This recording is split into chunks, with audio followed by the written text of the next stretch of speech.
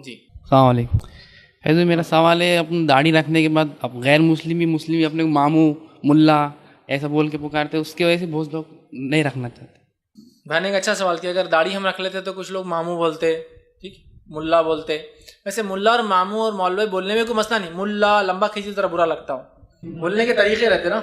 और क्या मामू ये अलग माना है, अरे और क्या मामू ये अलग माना है, और मामू क्या चल रहा है ये अलग माना है, समझ रहे? तो भाई का सवाल है, बहुत से लोग चूंकि अलकाब मिल जाते दाढ़ी वाले को तो क्या करें। देखिए, दाढ़ी एक ऐसी चीज़ हो चुकी है, आज मैं आपको बताऊं, बचपन से हमारी तरबियत और परवरिश ऐसे माहौल में होती है कि अगर कोई आदमी बोले बच्चे को, बेटे आप बड़े होकर दाढ़ी रखेंगे तो माँ आके कान फूकती, बच्चे को डरा रहे क्या अभी से, कान फूकते, बच्चे को डरा रहे क्या अभी से, दाढ़ी नहीं बेटा, डरो मत डरो मत डरो मत। मतलब दाढ़ी बोलते को बुड्ढा, भूत, परेत, शैतान, टेररिस्ट, बुरा आदमी, गंदा आदमी, गंदी बात, ये मामला है। दूसरा, कुछ दाढ़ी वालों के गलत अमल से है दाढ़ी कुछ ना कुछ बदनाम, लेकिन उसको बहुत ज्यादा ही लोगों ने रिएक्शनरी अंदाज में ले लिया, हालांकि वही गुनाह कोई बगैर दाढ़ी वाला भी कर रहा है, लेकिन वहां नहीं हो रहा है। नहीं, दाढ़ी वाले फलां रहते, दाढ़ी वाले ऐसे रहते, दाढ़ी वाले वो रहते, समझ रहे आप। और बहुत दाढ़ी वालों को देखे हमने, हालांकि उन्होंने कुछ भी नहीं देखे अभी, लेकिन बोल रहे फिर बहुत दाढ़ी वालों को देखे। फिर अलखाब नवाजे जाते, क्यों नवाजे जाते, ताकि दाढ़ी ना रखे। ये शैतान की चाल है, मैं आपको कह रहा हूं।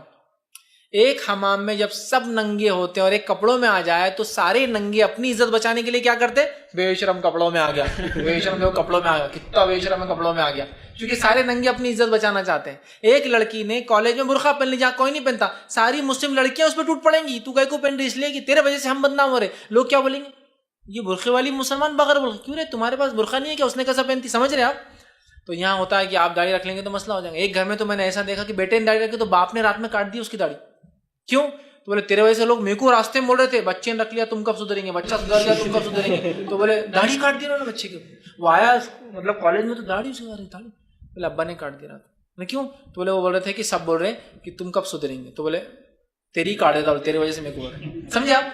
उसके वजह से इन पर इल्जाम था। तो एक हमाम में सब नंगे हो जाना तो फ्रेश मामला हो जाएगा अपना, क्योंकि कुछ बोलेगा ही नहीं। तो इस वजह से अब अगर कोई अलखाब अच्छे दे रहा है, जैसा कि दाढ़ी वाला था मौलवी साहब, मुल्ला साहब, नॉन मुस्लिम कुछ लोग मुल्ला बोलते हैं, मुल्ला साहब, लेकिन रिस्पेक्टफुली बोलते हुए, इज्जत के तौर पर, मुल्ला साहब, ठीक है, चाचा, उम्र ज्यादा दिखती ना थोड़े दिन तक, बड़े भाई क्या चल रहा, ऐसा होता है, ठीक, कभी कभार तो उम्र अपनी कम है लेकिन वो आपको रिस्पेक्टफुली बोलता, ठीक, कि फला है, ठीक। तो याद रखिए, अगर वो अलखाब इज्जत वाले हैं तो बहुत अच्छी बात है, अल्लाह आपको रिस्पेक्ट दे रहा है। लेकिन अगर अलखाब चिढ़ाने वाले हैं, नॉन मुस्लिम है या मुसलमान कर रहे हैं, तो समझ लीजिए ये सुन्नत पे अमल करने से जो तकलीफ आती है वो हो रही है आपको। इससे बड़ी क्या बात होती है कि दिन पे अमल करने से तकलीफ। सहाबा ने तो दिन पे अमल करने के लिए धन दौलत, जमीन जायदाद, बीवी बच्चे, जान दे दी। हमको तो खाली एक अलखाब मिल रहा, मुल्ला, मौलवी, मामू, फला है, चचा, ऐसा अच्छा है, गुड मीनिंग में है, चचा, मामू, मौलवी तो अच्छी बात है। बैड मीनिंग में बोल रहा, बुरे अलखाब में, तो भी कोई बात नहीं, ये सोच के आप बर्दाश्त कीजिए, अल्लाह इसका मैं आखिरत में तुझसे अजर तलब करता, बस खत्म, ठीक है। तो यह आजमाइश है। लेकिन मैं कहूंगा अगर कोई आपको ये छड़ रहा कि कुछ भी बोल के छड़ रहा, जैसे शादी, आपकी निकाह होगा और कोई आपको बोल रहा और क्या शादी कर ली, और क्या शादी कर ली, तो बीवी छोड़ देते, यार बहुत बोल रहे हो, शादी छोड़ के आ गया उसको, नहीं छोड़ते आप। तो दाढ़ी क्यों छोड़ते आपने, बहुत लोग बोले तो काट दिया मैंने, आपने, बहुत लोग बोले और क्या, बहुत पैसा आ गया, बहुत निकल गए, तो ले भाई पूरा ले पैसा, ले चेक साइन कर, ले सब ले मेरा सब, नहीं होना, और जाके भिखारी बन के बैठ गए, भिखारी बन गए, सब दे दिया, लोग मेरे को बहुत टाउन मारे थे, पैसे वाला पैसा दे दिया, पूरा पैसा। हाँ तो नहीं करते आप, लेकिन बोला मुल्ला, मुल्ला दाढ़ी काट के आ गए। तो मैं समझ नहीं पा रहा हूँ, इसमें लगता है मेरा भी पार्ट है, कुछ ना कुछ मेरे दिल में भी चोर था और लोगों ने भी बोल दिए, अच्छा होगा काट लो। वैसे तो आप पैसे में नहीं करते, वैसा बीवी में नहीं करते। अगर बच्चे को बोले अरे यार माँ बाप देखो, और बच्चा कैसा पैदा हो गया, अरे यार माँ, तो आप छोड़ के आते यतीम खाने में बच्चे को, यार कैसा अजीब पैदा हो गया, हम दोनों पे नहीं गया, माँ बाप पे सब टॉन्ट मार रहे, मेरे पे कैसा हो गया, छोड़ के आ गया यतीम खाने में, उसको नहीं करते आप। तो दुनिया के तो किसी मामले में नहीं करते आप, फिर दीन के मामले में कैसा कि लोग ये बोल रहे। तो अलखाब अगर अच्छे हैं तो खुश होइए कि अल्लाह आपको इज्जत दे रहा है, अलखाब अगर बुरे है तो भी खुश होइए, अल्लाह अजर दे रहा है, इसलिए कि तकलीफ दी जा रही है, अल्लाह मेरे तेरे नबी के तरीके पे चलने से तो इसका मुझे अजर दे, और मैं तुझसे अजर तलब करता हूँ, इंशाल्लाह इसका भी अजर मिलेगा, ठीक है। तो लिहाजा कोई अलखाब और कोई नाम से आप घबराइए मत, लीजिए एज अ रिस्पेक्ट लीजिए। और कुछ नॉन मुस्लिम को इल्म ही नहीं होता है, कभी कभार मेरे पास एक नॉन मुस्लिम और मुझे पकड़ लिया और कहा कि तुम लोग दाढ़ी क्यों रखते हैं, तुम लोग दाढ़ी छोड़ रहे नहीं, हम उसको क्या समझाऊं मैं। तो मैंने कहा, उसके हाथ एक पेन लगा हुआ था, पेन पे उसके गुरुजी थे, जो बहरहाल आप गुरु बोलने के लायक नहीं रहे, ठीक है, तो वो उस पर बने हुए थे, ठीक, वो उसका पेन लगा हुआ था। तो मेरे से वो पूछे कि मैंने, अच्छा मौला भैया बहुत हो गया, मैंने कहा ये कौन है, तो बोले हमारे गुरुजी है। बोले मैंने कहा अच्छा, इन्होंने दाढ़ी क्यों रखी?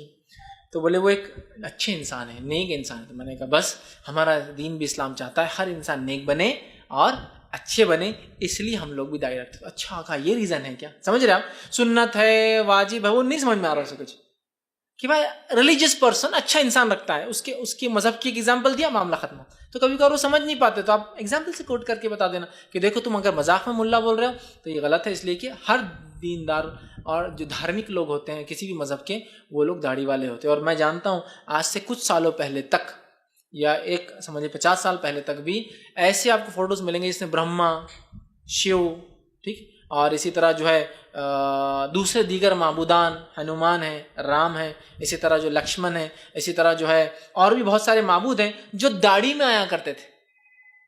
दाढ़ी में पुरानी तस्वीर अगर किसी के पास, आप भी देखिए, शिव बड़ी दाढ़ी के अंदर, ब्रह्मा दाढ़ी के अंदर, राम को एक बड़ी दाढ़ी। अब मॉडर्न एज में पता नहीं दाढ़ियां भी निकाल दी उन्होंने माबूदों की। दाढ़ी में मैंने देखा, और आज भी औरंगाबाद के पुराने कदीम उसमें जाइए, लोगों के पास जो घरों में तस्वीरें लगाते हैं ना दुकानों में, आज भी आपको दाढ़ी वाले मिलेंगे माबूद उनकी। तो उनके पास भी रिस्पेक्ट है इसकी, बड़े बड़े माबूदों को लगा। अलग बात है स्वामी वेद व्यास जिन्होंने पूरी किताबें लिखी, महाभारत, रामायण, भगवत गीता और कई किताबों के बानी है, वेद लिख दिया। स्वामी वेद व्यास बगैर दाढ़ी के ही नहीं कहीं भी। वाल्मीकि बैठे हुए दाढ़ी वाले, वेद व्यास दाढ़ी वाले, सब पूरी महाभारत देखी, सब दाढ़ी वाले हैं।